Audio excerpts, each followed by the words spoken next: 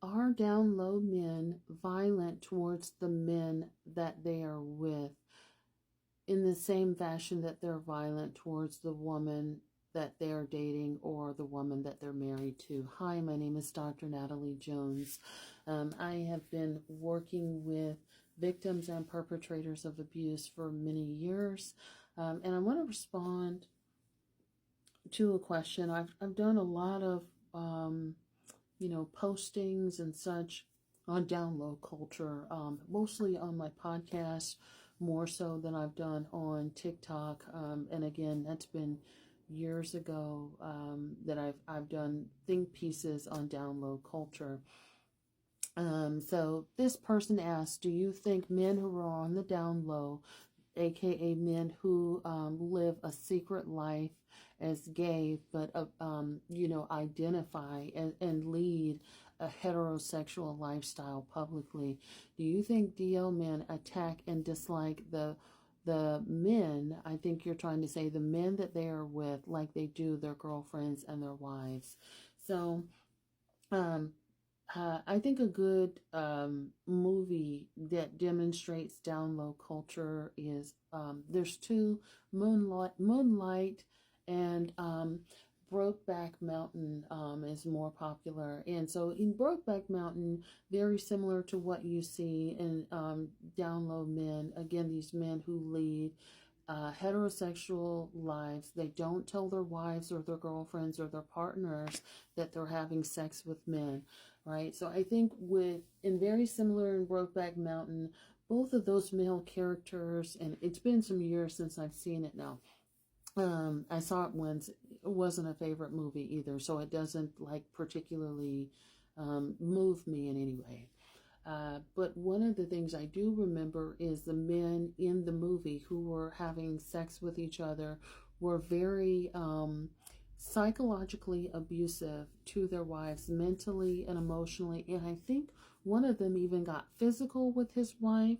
It wasn't, but that's a common theme that happens in down low culture. And working in a prison, prison is huge in terms of down low culture. And I think I may have said this before, but one of the, I worked at a prison, a men's prison, and one of the most violent times in prison is springtime. And that was when we would get like new transfers of transgenders, and and then they would be kind of be doing these little fashion things after dark, and these men would get so violent because they wanted to sell up with transgender. So that would be a huge brawl, in prison.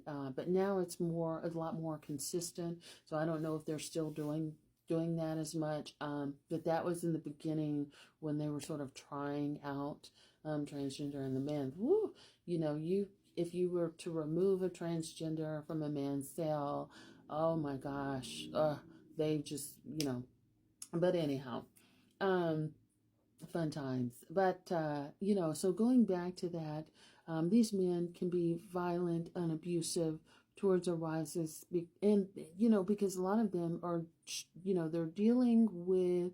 I think these men are inherently cruel anyway, on top of, whatever they may be dealing with in terms of their sexuality. It's my belief that they're particularly cruel and struggling with, not struggling with, but they have a type of psychopathy, because they don't feel like they're doing anything wrong. They feel like they don't owe anyone an explanation.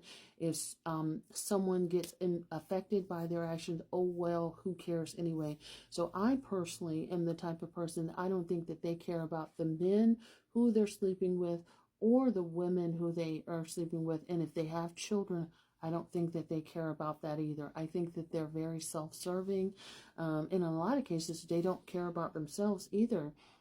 Because, and here's why, I think you can tell a lot about how a person feels about themselves by the sexual behaviors that they have that manifest. And if people are what I like to call sexually reckless, meaning that they don't wear condoms, or if they know that they have an illness, or they don't care if they carry back an illness to themselves or to their partners or whomever, and that is total recklessness.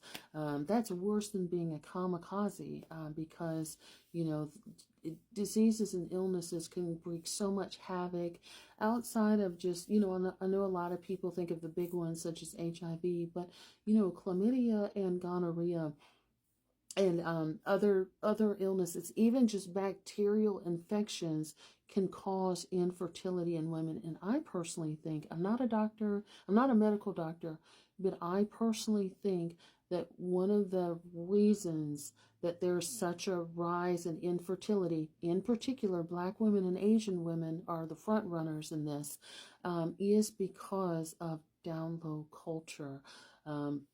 I don't want to argue about it. I'm just saying, like, I think that there is a parallel between infertility and down low culture.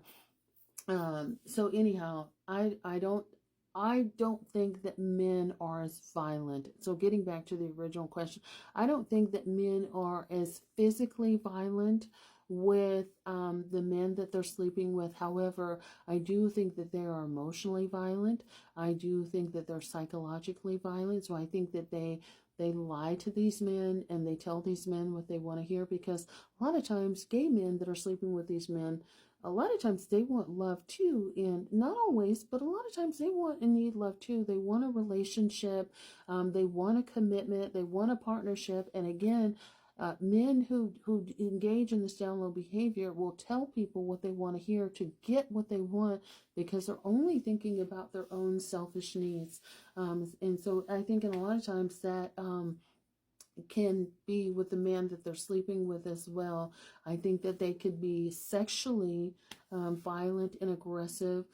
So one of the things that I've noticed about working with men is, you know, over the years, when men are struggling with sexuality, they become, they can be, not always, but they can be violent and aggressive in sex as well.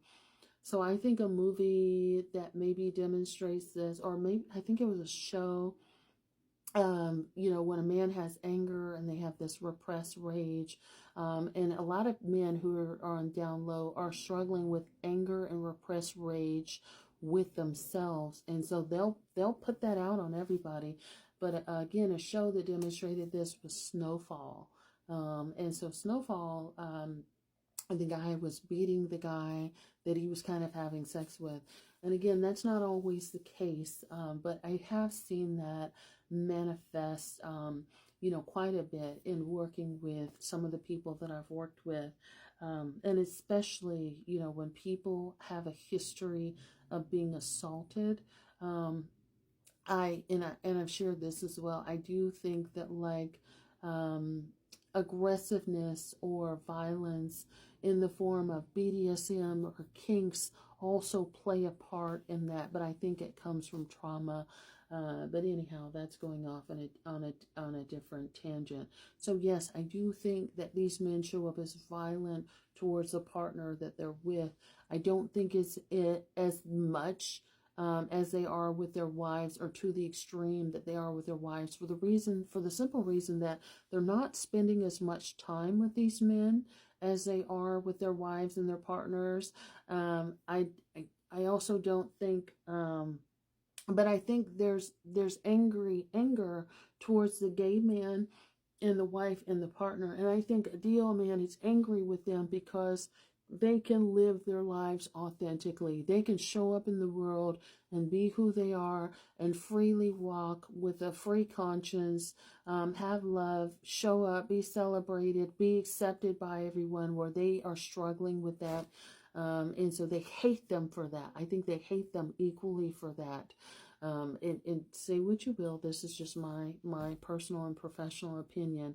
I don't think a man is outwardly as physically violent as he is towards the women in his life.